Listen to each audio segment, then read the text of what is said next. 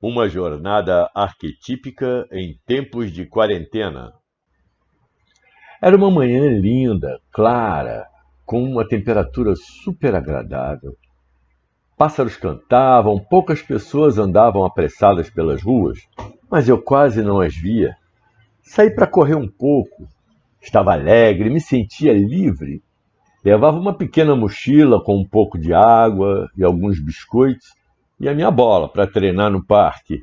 E quem sabe até jogar um pouco com algumas crianças que por lá costumavam ir.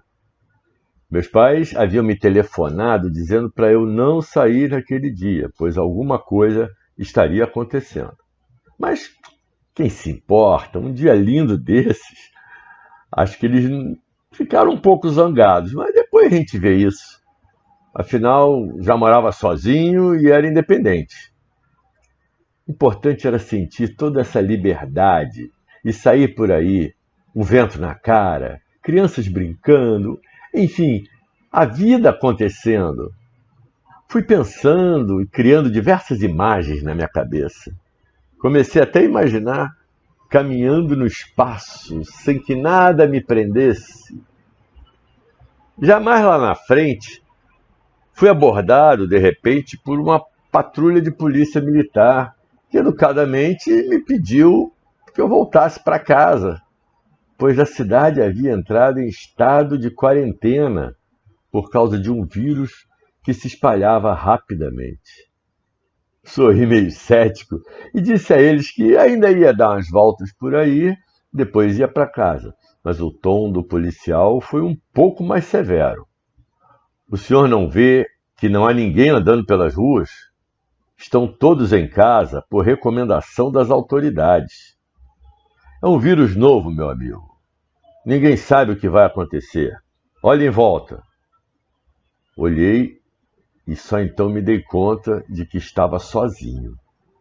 E fiquei sem reação. Fui conduzido por eles até o meu prédio e subi no elevador, meio envergonhado. Fui para o meu apartamento. Foi então que liguei a TV e comecei a ver as notícias. Realmente estávamos vivendo uma pandemia e todos estavam em casa. Liguei para os meus pais e minha avó e disse que não se preocupassem mais, porque eu já tinha entendido a situação e ia ficar em casa. Bom, já que teríamos que passar um tempo em casa, vamos ver o que fazer. Eu tinha um computador, uma boa internet, um celular de última geração e poderia fazer muitas coisas em casa. Comecei a me sentir um pouco mais responsável com a situação e fui me conectar com algumas pessoas. E até criamos um grupo para trocarmos informações. Pensei em algumas alternativas. Poderia trabalhar em casa, gravava alguns vídeos, escrevendo alguns artigos. Consegui fazer umas compras pela internet e estava abastecido. Tinha até separado umas receitas e poderia cozinhar uns pratos interessantes que tinha aprendido com a minha avó.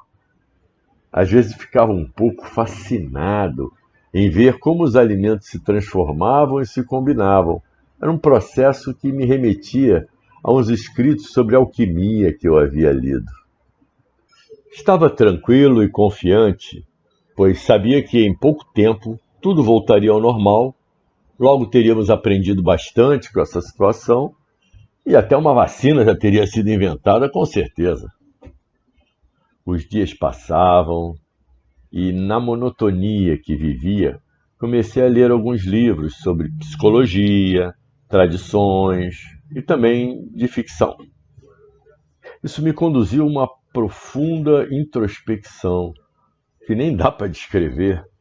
Senti que era importante buscar algo dentro de mim, o autoconhecimento. Conforme eu estudava, minha consciência parecia se ampliar e eu sentia nitidamente uma mudança interna grande, mas não conseguia ainda definir o que se passava. Senti uma necessidade enorme de entrar em contato com os meus pensamentos, desenvolver um lado que ainda se fazia um tanto desconhecido e sombrio. Parei um pouco com os telefonemas, os grupos de WhatsApp, as notícias da TV. Precisava me recolher um pouco para entender o que se passava comigo. Sentia que havia um lado ainda desconhecido em mim que precisava compreender para poder amadurecer. Era como se eu tivesse deixando de ser uma criança para me tornar um adulto. E isso é complicado na minha idade. Aquele estado de introspecção me deixou um pouco fora do ar. E até a minha alimentação não estava bem organizada. Então percebi que teria que me equilibrar para conseguir dar conta daquela situação de quarentena que já ia mais longe do que eu esperava. Acho que já estava tempo demais em casa sem poder sair, e isso começava a me incomodar. Então levantei-me da cama, guardei os livros por um tempo, dei uma boa arrumada na casa, preparei alguns pratos apetitosos na cozinha e até cuidei das plantinhas que estavam na área, precisando de água e terra boa. E comecei a me sentir muito bem. Até nas cortinas da sala eu dei um jeito, pois já estavam precisando de cuidados. Liguei para a namorada e conversamos muito tempo. Trocamos muito carinho, o quanto nos era permitido pelo telefone. Ela não estava muito animada, mas consegui passar algum otimismo para ela, que se sentiu muito melhor, com muito mais energia. O porteiro do prédio era um senhor que vivia sozinho e não havia feito sua reserva de alimentos suficiente para a quarentena. Então, preparei algumas quentinhas com os pratos que havia cozinhado e os levei para que ele não se sentisse desamparado. Ao descer, passei pelo playground, onde vi que alguns moradores se reuniam para conversar e levar as crianças para brincar. Havia inclusive alguns idosos juntos. Percebi que aquilo estava errado. Afinal, estava indo contra tudo que as autoridades haviam orientado. Principalmente os idosos tinham que ser mais resguardados. Fiquei sabendo que o síndico e o subsíndico estavam viajando e não conseguiram voltar quando a quarentena foi decretada.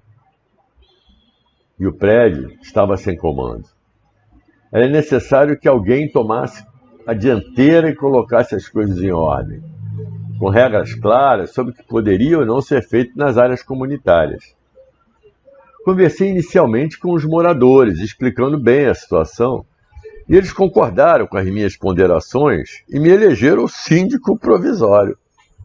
Acataram as regras que escrevi e coloquei nos elevadores para que todos as lessem. Imediatamente liguei para o mercado e consegui que nos enviassem rapidamente alguns litros de álcool em gel e desinfetantes, antes que eles acabassem nas prateleiras. Peguei o livro Caixa do Condomínio, fiz uma programação de gastos, distribuindo algumas tarefas entre alguns condôminos que estavam disponíveis. O vizinho do quinto andar até se prontificou a dividir comigo as responsabilidades, mas achei melhor não. Poderia haver conflito de ideias, eu não queria nenhum atrito àquela altura. Ao subir para o meu apartamento, passei pelo porteiro, percebi que ele já tinha cumprido grande parte do que eu havia determinado e elogiei seu trabalho. E vi que ele ficou contente. Cheguei em casa, liguei para os meus pais e falei para que eles ficassem em casa, pois os mais idosos estavam correndo mais perigo. E principalmente minha querida avó, que já não tinha mais saúde muito boa. Meu pai até brincou comigo, dizendo que agora eu estava no comando e não precisava mais dele. Sorri, concordando internamente, pois eu me sentia realmente assim, sem precisar do pai.